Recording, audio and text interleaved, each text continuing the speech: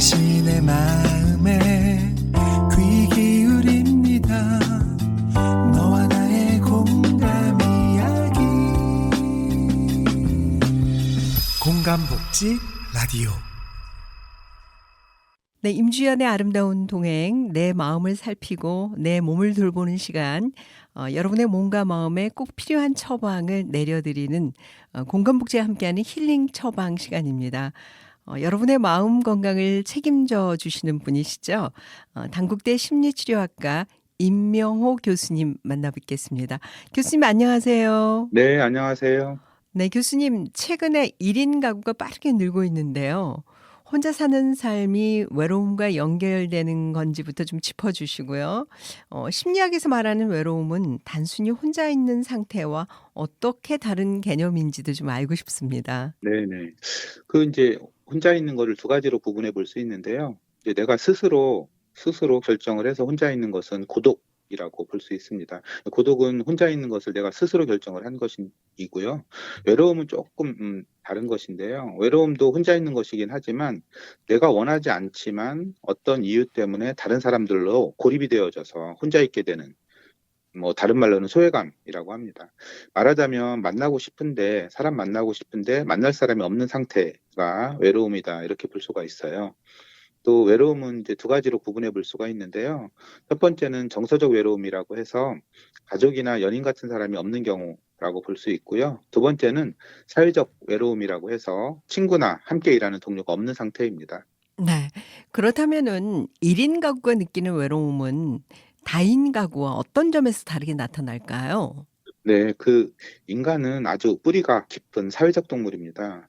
진화론적으로 설명을 해보면요. 수만 년 동안 이제 동굴 안에서 또 농사를 짓는 농경사회에서 함께 모여서 공동체 생활을 했어요. 아침에 눈 뜨면 가족이 있었고, 함께 일을 하고, 또 저녁에도 한 곳에 모여서 잠을 잤습니다. 아침에 일어나서 안녕, 잘 잤어, 이렇게 아침 인사를 하면 사실은 이게 내가 오늘 다시 살아있구나, 이런 인식을 하게 되는 것입니다. 어려운 말로 설명을 드리면 주체와 객체가 형성되는 것이고요. 나와 너, 자아 정체성을 만드는 것입니다. 그래서 서로에 대한 말 한마디가 사소해 보이지만 굉장히 중요한 의미가 있는 것이고요. 그런데다가 이제 같이 그 사람과 밥을 먹고 함께 또 잠을 자고 그렇게 하면 엄청난 이제 안정감을 느끼게 되는 것입니다. 원시 시대를 상상해 보시면요. 혼자 다니면 되게 맹수한테 습격을 당하거나 되게 굶어 죽었어요.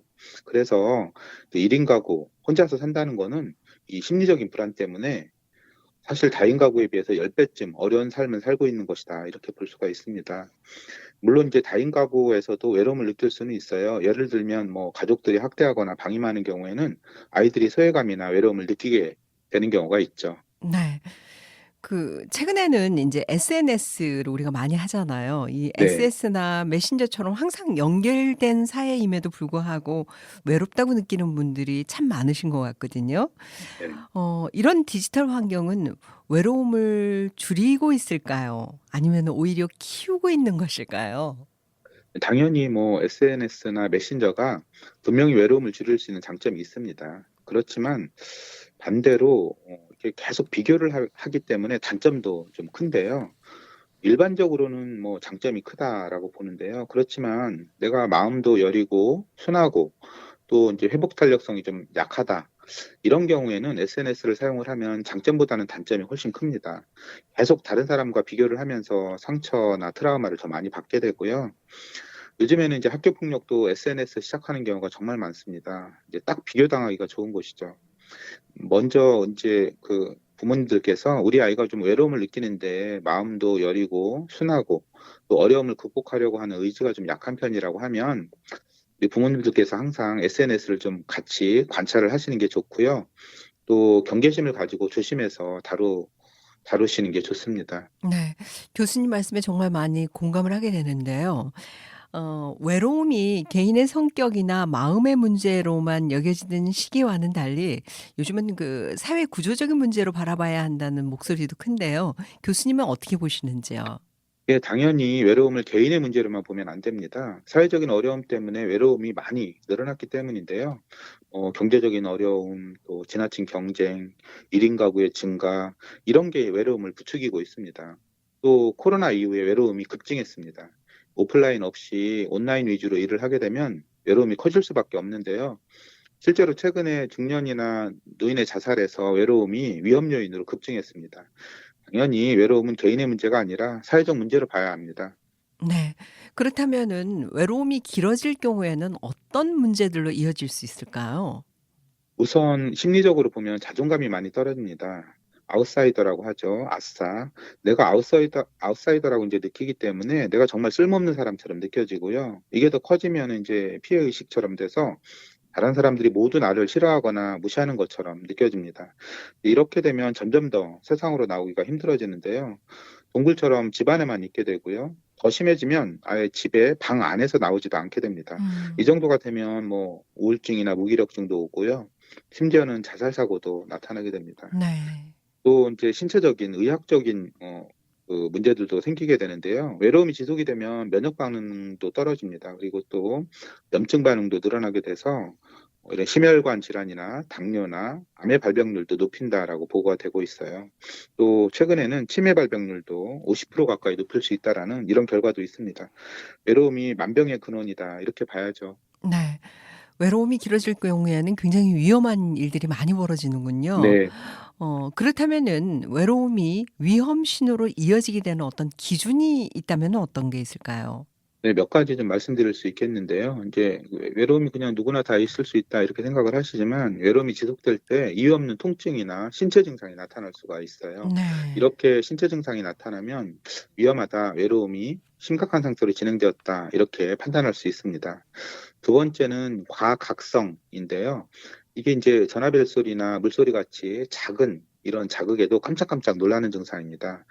이렇게 되면 이제 신경이 극도로 예민해져 있다 이렇게 볼 수 있고요. 셋째는 이제 외로움이 좀 심해지면 위생 상태가 많이 안 좋아집니다. 청소도 안 하고 네. 씻지도 않고 심지어 이제 먹는 거 자는 것도 엉망이 되는데요. 또 네 번째는 앞서 말씀드린 내용인데요. 이제 움직이지 않는 거죠. 방 안에만 웅크리고 있고 방 바깥으로 나가지가 않습니다. 하루 종일 움직이지도 않고 아무하고도 이제 말도 전혀 안 하는 상태가 오는데요. 이런 상태가 되면 외로움이 정말 심각하다. 외로움이 심각해져서 위험한 신호가 되었다라고 봐야 합니다. 네. 올해 초에 인천시에서는 전국 최초로 외로움 돌봄국을 출범을 시켰거든요. 네. 이 외로움을 행정이 다루는 것 어떤 의미가 있다고 보시는지요? 네, 그 외로움 돌봄국이라고 하는 것이 2018년에 이제 영국에서는 시작이 되었는데요. 외로움 네. 장관도 있습니다.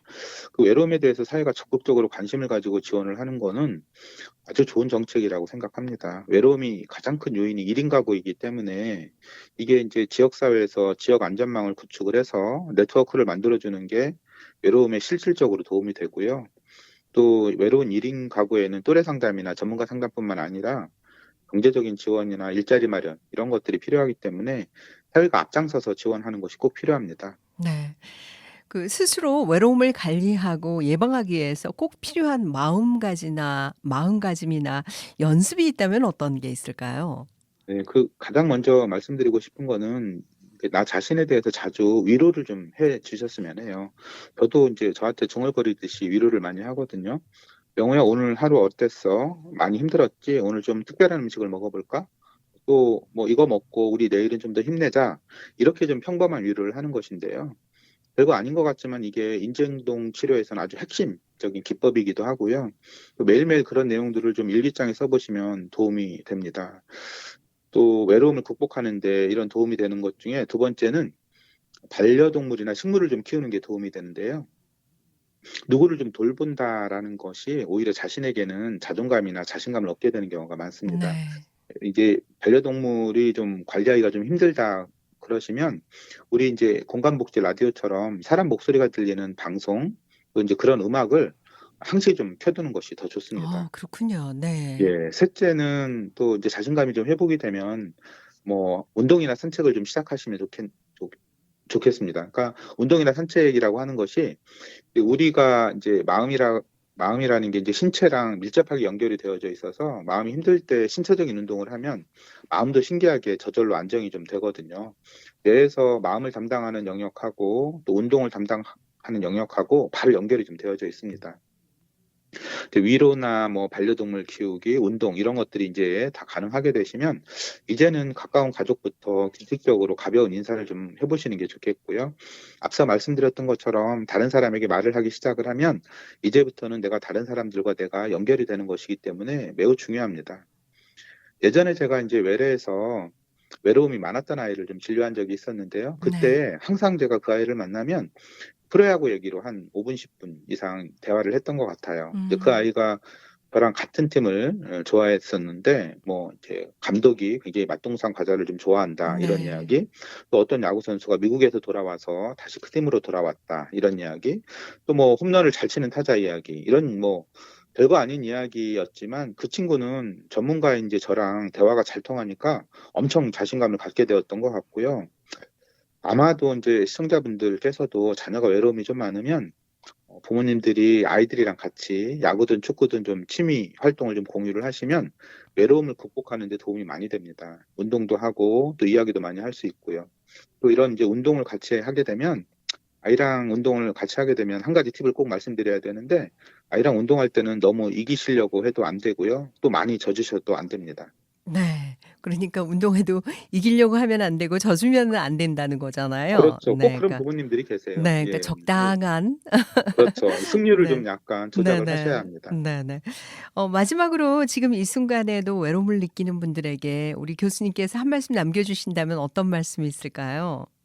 근데 그 외롭다라고 하는 것이 사람을 싫어하고 삶을 부정하는 것이 아닙니다. 사람을 만나고 싶은데 거부당했던 경험이나 음. 혹시라도 거부당할까 이런 걱정이 되어서 나서지 못하는 것이거든요. 그래서 좀 우리가 이제 외로운 분들을 좀 만날 때면 안타까운 마음을 좀 가지셨으면 좋겠고요. 가족을 포함을 해서 친구가 한두 명 정도만 있어도 외로움을 벗어날 수가 있습니다. 만약 한 명도 없다라면 용기를 내셔서 가족이나 주변의 도움을 좀 요청하셨으면 좋겠어요. 그분들도 예전에는 외로움을 경험해 본 적이 있는 분들이기 때문에 여러분들을 10분 이해해 주시고 또 진심으로 도와주실 거예요. 이전에도 이제 말씀드렸던 내용인데요. 매일 저녁에 종소리가 들리면 나를 사랑해 주는 사람 3명을 기억하라. 이런 말이 있죠. 네. 내가 힘들 때 누구를 만날지 미리미리 명단을 좀 만들어 보시는 것이 좋습니다. 지금부터 만들어 보시고요. 저희들이 아이들한테 심리 검사를 할 때 자주 쓰는 질문이 하나 있는데요. 만약에 너가 무인도에 가게 되면 누구랑 갈 거야? 이런 질문을 합니다. 네. 우리 청자분들도 한 번쯤은 누구랑 갈지 생각해 보시면 좋겠습니다. 네. 누구랑 갈 건지 생각해 보면은 여러 사람이랑 같이 가면은 더 좋은 건가요? 교수님? 그럼요. 그동안 사회생활을 잘한 거라고 볼 수 있죠. 네. 저는 뭐 누구랑 갈 것인지 물어본다라면 네. 당연히 어 사모 와이프랑 네네. 와이프랑 같이 갈 겁니다. 네. 같이 가고요. 네. 우리 아이들이랑 같이 갈 겁니다. 네. 그리고 저와 마음에 맞는 친구 한둘 하고 같이 가겠죠. 네. 그 외로움은 피해야 할 감정이 아니라 관계가 필요하다라는 신호일지도 모르겠다는 생각이 드는데요. 교수님이 맞습니다. 조언을 해 주신 것처럼 그 신호를 무시하지 않고 가족이나 주변에 먼저 도움을 요청하고 용기를 내어서 먼저 말을 걸어봐도 좋겠다라는 생각을 해 보게 됩니다. 네, 지금까지 공감복지 함께하는 힐링 처방 당국대 심리치료학과 임명호 교수님과 함께했습니다. 오늘 말씀 감사합니다. 네.